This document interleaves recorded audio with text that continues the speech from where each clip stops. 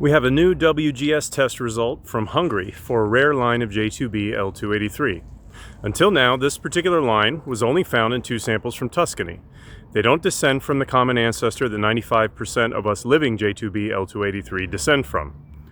I think they may in fact descend from Pannonian origin Foederati, allied with Odoacer, or a Dacian or Pannonian tribe that was allied with the Amal dynasty of the Ostrogoths. Both groups are known to have settled in Tuscany, or in Italy.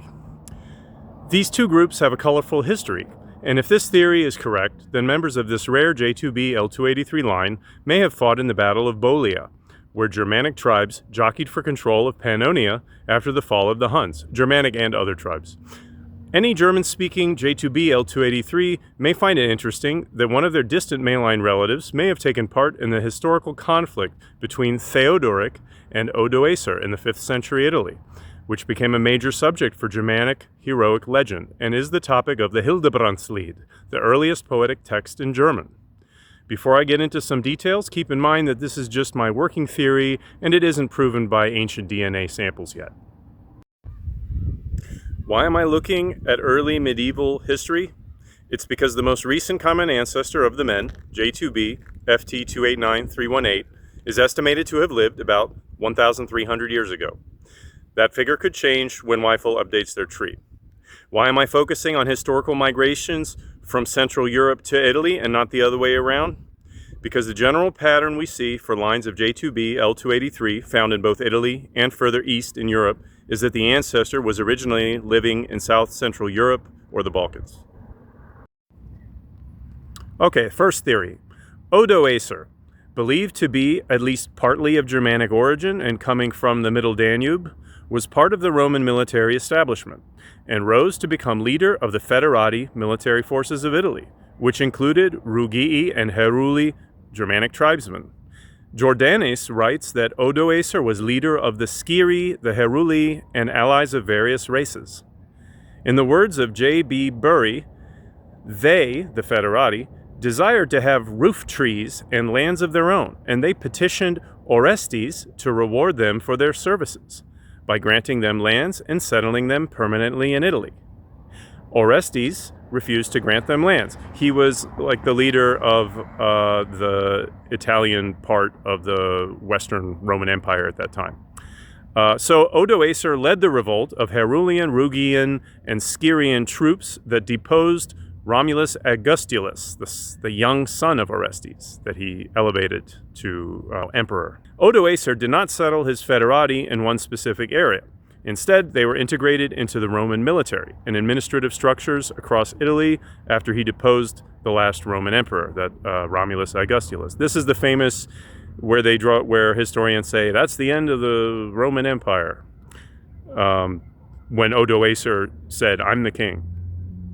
According to this theory, this rare branch of J2b-L283 may have come from a man indigenous to Pannonia, whose original non-Germanic tribe either became allied to or assimilated into Germanic tribes that migrated to the Middle Danube during the time of Attila. Notably, of Odoacer's allies, Jordanes writes, and allies of various races. So, could be, there's room in there in the interpretation for Pannonian tribes. A similar trajectory to Italy is offered by the Ostrogoths under the leadership of Theodoric as an alternative vector of this rare J2b-L283 line to Tuscany from some homeland further east. The Ostrogoths had settled and established a powerful state in Dacia, but during the late 4th century they came under the dominion of the Huns. After the destruction of the Huns, the Ostrogoths won the Battle of Moesia for supremacy of Pannonia, though they later moved south to better lands. In that battle, they defeated the Gepids, Heruli, Rugii, Sciri, Sarmatians, and other groups. So they defeated Odoacer's likely ancestors, whoever they may have been. When Theodoric launched his military expedition to conquer Odoacer's Italian kingdom, he set out from Moesia and crossed Dalmatia and the Julian Alps. That's Slovenia.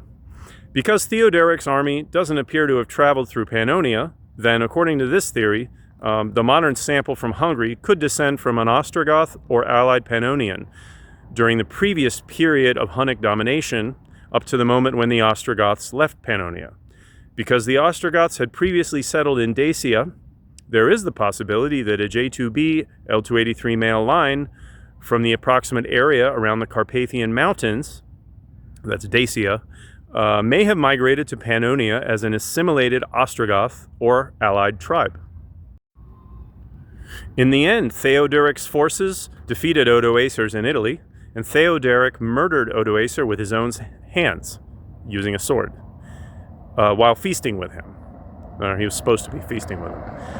The Hildebrandslied is a heroic lay written in Old High German alliterative verse, recounting the tragic encounter in battle between a father, Hildebrand, and a son, Hadubrand, who does not recognize him. This very topic is uncannily relevant to genetic genealogy, that men who were once strangers to one another learn that they are genetically related. This line of J2b-L283 is not one that had been found in Bronze Age Serbia or Croatia yet.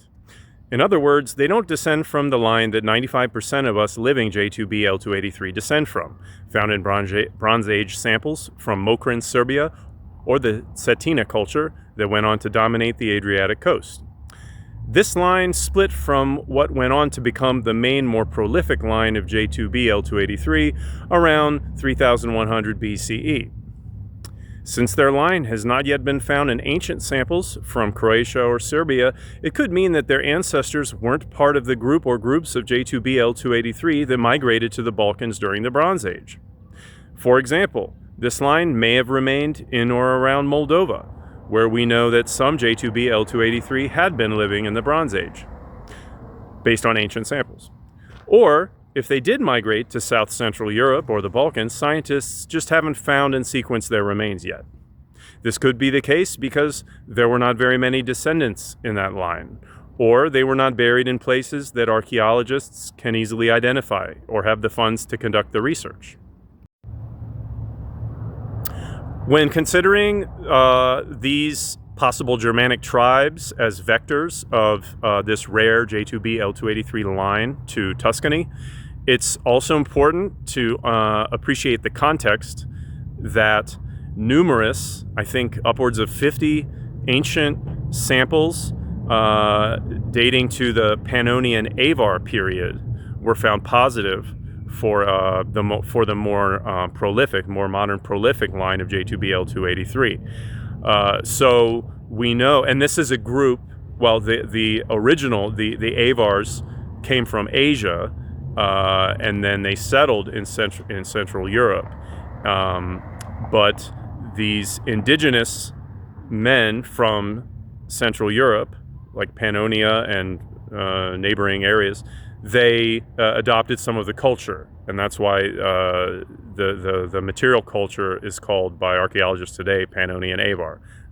And our male line was found in that group. So as we know, there's proof that male lines, genetic male lines, can change their culture in the right circumstances. So yeah, we definitely could have been assimilated into Germanic tribes, and then this could help explain a lot of the diaspora of J2b-L283 in vast parts of Europe.